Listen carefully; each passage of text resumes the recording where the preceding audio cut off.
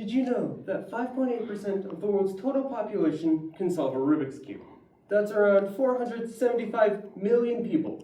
You might not think that's a lot, but we live in a small world with many people in it, one of which is the creator of the Rubik's Cube, Erno Rubik. He made the cube as a teaching tool for one of his college classes in 3D designing. It was never designed to be a toy, but people loved the idea so much that they decided to make it the toy.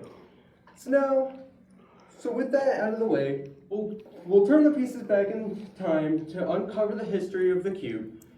Then we'll uncover all the different designs of the cube, and finally, we'll solve the puzzle to why it's such a notorious puzzle. First, we need to turn the pieces back to 1974, where Erno Rubik made his first magic cube, aka the old Rubik's Cube. The problem with the Rubik's Cube was moving the parts independently without the entire mechanism falling apart. When toy agents discovered the design, they pitched their ideas, and it was eventually sold in 1980. To current day, over 500 million have been sold worldwide. Now we'll uncover the mysteries of all the different designs. Most of the time, people think of, when they hear the word Rubik's Cube, of the 3x3 because it's such a notorious puzzle. There's plenty of different cubes, like a pyramid, or even a 2x2 to even bigger stuff like a 21x21. There are many different types of puzzles. It depends on which one you're wanting to officially do. And now we can move on to actually solving the puzzle. But how do we do so? This question has evaded the creator for over a month. The trick lies in leaving your ego at the door and repeated trial and error. For me, it took a day. For others, it might take months. Well, most of the time while trying to solve the Rubik's Cube, people want to find the white side because it's the easiest to see from every side. And here's going to be how we're going to officially solve it. We're going to start with a six steps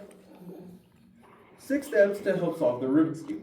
First one is what I like to call the white cross, and it can also be set up as a flower on the yellow side.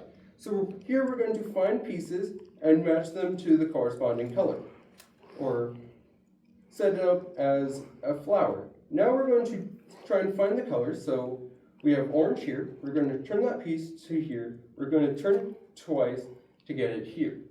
So now we're going to do that to all the sides till we officially have the beginning of the white cross.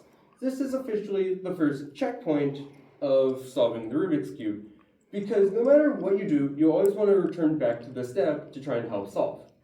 So now we're going to move on to step 2 of actually putting the pieces together to create the first layer. And by layer, I mean first layer is usually represented with the white, second is usually represented with the centers, and the last is usually represented with the yellow. So now we're going to turn the pieces, so we have green, red, and white. So we're going to move this piece to here. So we're going to bring that side up, bring that layer down, bring it over, and we officially move that piece into place. We're going to do that to all of the sides to help officially move the pieces to how we want it. There is no true way to actually finish this step. It is a lot easier to remember this step because no matter what you do, it will always help turn the pieces to where you want them, because sometimes you'll have a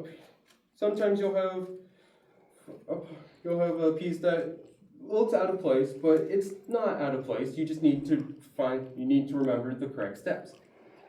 Now we can move on to steps 3 and 4, which use the same algorithm for different places.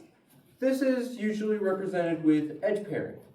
So we're going to find a corner, so we're going to find an edge, and we're going to try and move it into, so we have blue, red, we're going to want to move this piece right here. So how do we do so? By using this step, this is meant for the left hand. So each one represents a move. So left, top left, left down, top right. And by remembering it as that, we can officially move the pieces to where we want them. And then you reverse it for if you're using it with your right hand. I'm right-handed. It's just a lot easier to help show people all the different scenarios you can do while trying to solve the puzzle. Every now and then you'll have a piece that is flipped in the correct place, so you just need to move it out of place and then put it back in. So now we can officially move on to step 4, which is setting up the yellow cross. Like the white one, you just need to set it up so all the pieces are in the correct place, or somewhat close to the correct place. For me, it's as simple as matching colors, but for others, they tend to get confused with all of this. I don't blame them. And finally, we can move on to step 5 of matching all the correct pieces in place. So we're going to find a color that is already in place. So we have orange and green. We're going to use that piece.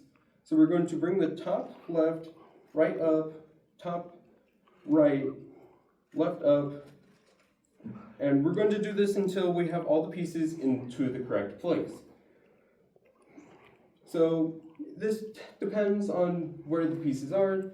Usually it could be 1 to 2. It could occasionally be 3, but it's usually never 3.